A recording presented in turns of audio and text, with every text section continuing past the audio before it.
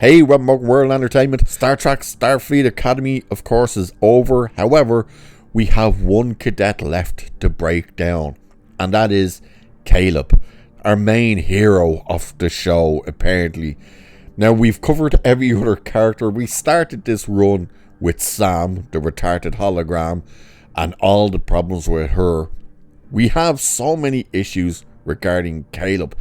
He was one. Now, they were all pretty inconsistent except for Genesis, but he was one of the most inconsistent characters because he was doing everything to find his mother until he was in Starfleet and then seemingly never tried to find his mother. He was a hero, but then he wasn't. He was with people, but then he wasn't. He was friends, but then he wasn't. He was all over the place. But let's start off by breaking down who this guy is. So, Caleb Meir is a human in the late 32nd century. After a difficult childhood separated from his mother, he was invited to enroll in Starfleet Academy as a cadet.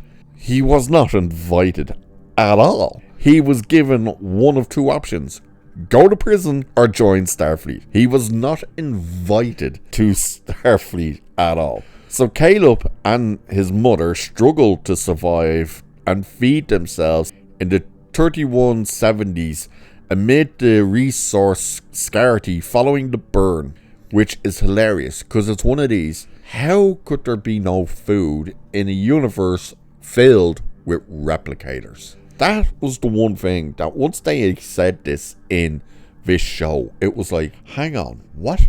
What do you mean there was no food? There were replicators here, there, and everywhere. Warp engines blew up, not replicators. So that made zero sense, especially when Discovery never had an issue with people were starving and had no food. So it was kind of like this weird thing of, what are you talking about that you've no food?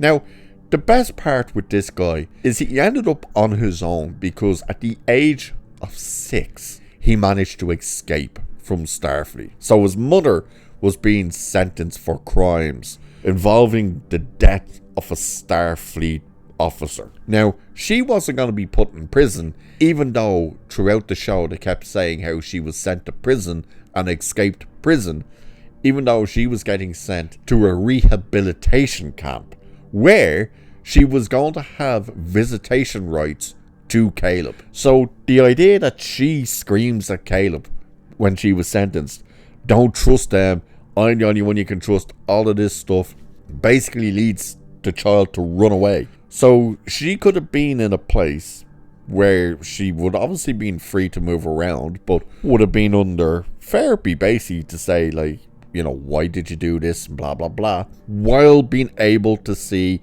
and have time with her child.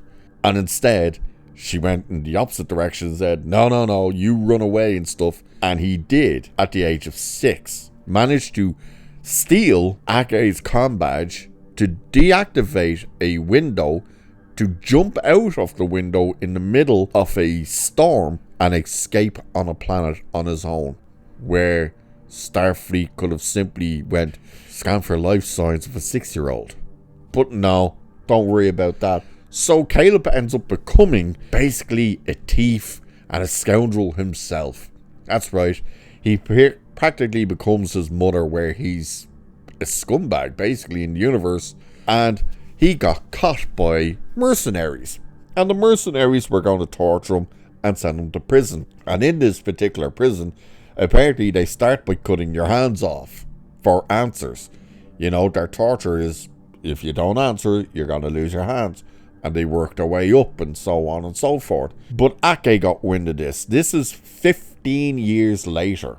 So when he escaped at the age of 6, we're now 15 years later and he's captured. And what he's doing is he's getting captured apparently so on the shuttles he can beat the bejesus out of everyone to try and get access to their computers so he can find out whether his mother is in the prisons they're trying to send him to. And she never is. So this is where we're only seeing him search for his mother, is at the very beginning of the series.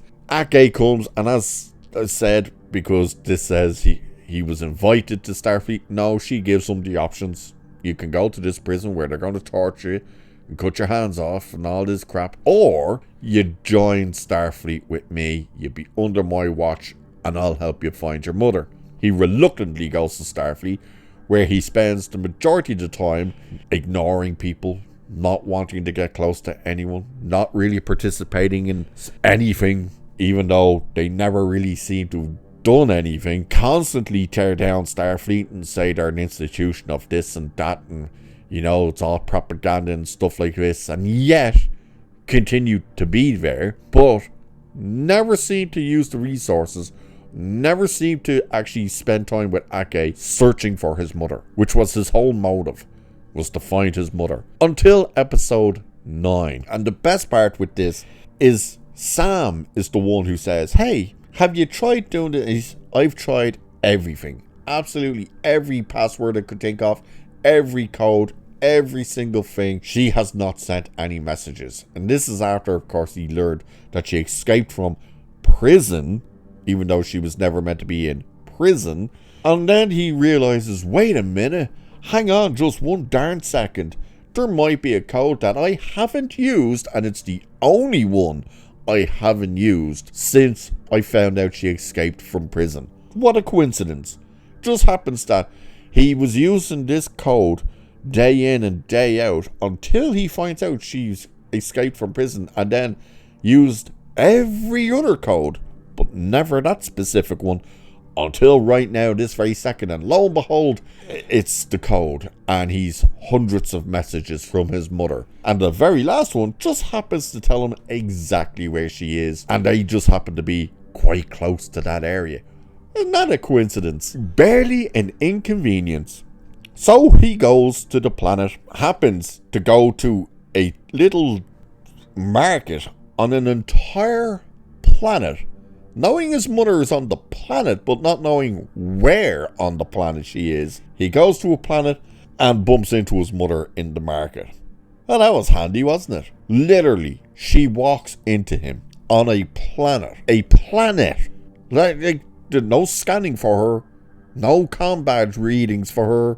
No life signs for her. Nowhere did they know she was on this planet. And he beamed down to this one market, and she walks into him. That was handy. And he tries to push his friends away by telling them they're pieces of shit, just so they will say, you're a piece of shit, we don't like you, go away. So he has a guilty free conscience of leaving them behind to go off with his mother, but then decides, oh no, I need to save them and stuff like this, but still wants to leave. And this is where the real inconsistency with this guy comes. It's like he wants to get away from Starfleet, but then he meets the Betazoid girl. Now he wants to stay at Starfleet, but they were inconsistent, because one minute they were with each other, then they weren't, then they were, then they weren't, then they seem to have issues, but then they don't have issues, but then they have issues. I was like, what is going on? Seriously, what is going on? Are these two with each other? Are they not with each other? Like, what's happening? The fact that he was constantly there at Starfleet, he was helping them do things, but then he would constantly, on the other flip side of that, berate Starfleet and say how they're an institution of lies and stuff. And it's like, well, why are you still here, dude? You have the other option, you can leave. So why exactly are you still here? It can't be to look for your mother, because you haven't done that. And that's the other inconsistency.